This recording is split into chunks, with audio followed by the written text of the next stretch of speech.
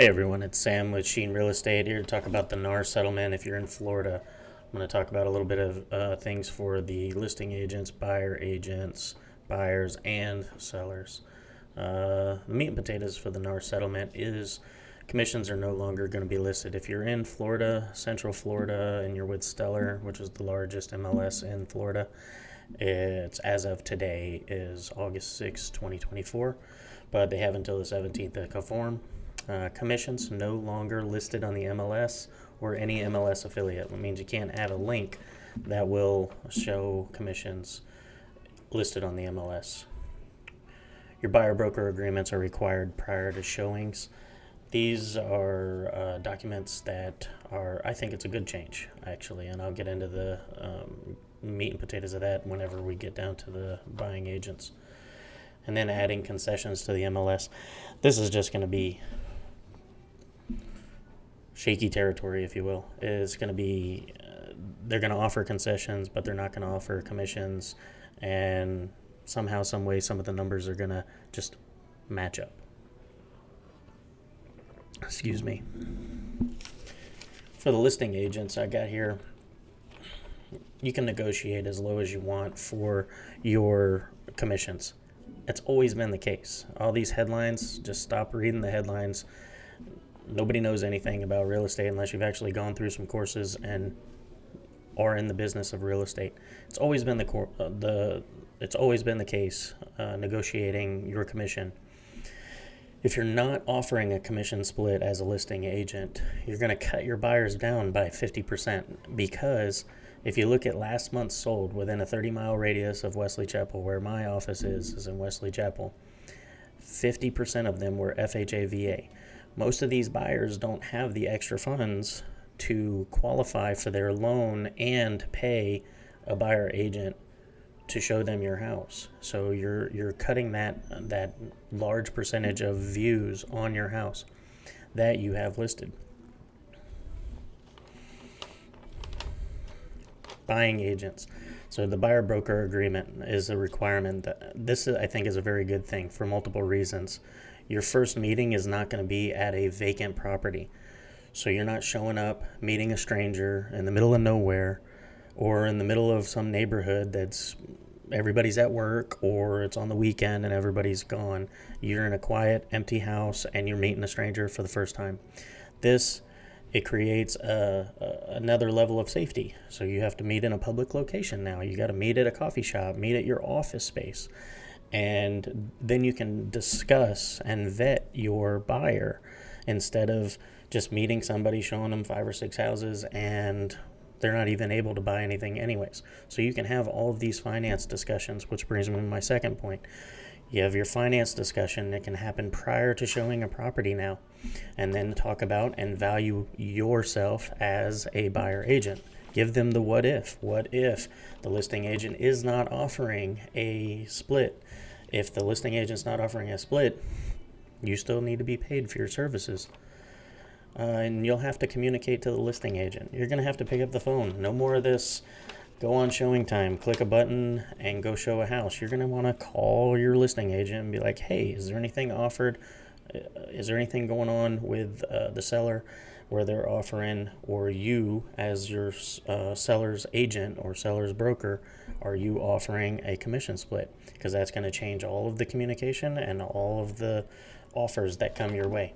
Or if I have a VA, I can't charge a veteran a fee. It has to come out of the seller side. So either they're accepting these concessions, or they're offering a commission, or my veteran just can't look at your house. Buyers. First of all, dual agency is illegal in Florida, so you can't just roll in on a listing agent and say, hey, I need to be represented by you. Listing agents want nothing more than to have an unrepresented buyer. You're going to get taken to the cleaners, and you can try and negotiate the best you can, but if you don't know the exact line number that you're looking for to protect yourself, listing agents will run the house on you for their seller, because that's who they represent. They represent their seller. While it's been the ease of the norm, that seller brokers are splitting commission. It's easy the norm for a reason. Sellers split that commission because they want buyer agents to bring buyers to them. They don't want to go hunt for the buyers.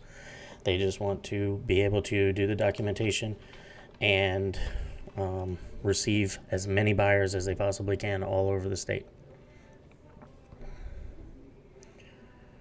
But you need to be prepared to have to pay for that representation if you have specific homes that you desperately want to get into. For the sellers, the headline that everybody keeps pushing is sellers have been paying the buyer's agent. It's an incorrect statement. You negotiate with your agent the commission for your seller agent and that brokerage. And that commission is paid to the seller broker, and the broker decides to give up a percentage of that to receive more buyer agents and their buyers at your property. So the seller has never been paying that. You pay a commission that you agreed upon, documented in your listing agreement, and they decide to give a certain percentage to the buyer agent. They could charge you 6%, and they can only be given over 2.5% or 2%. They could keep 4% for themselves. It's always been the case. This has always been a negotiable item.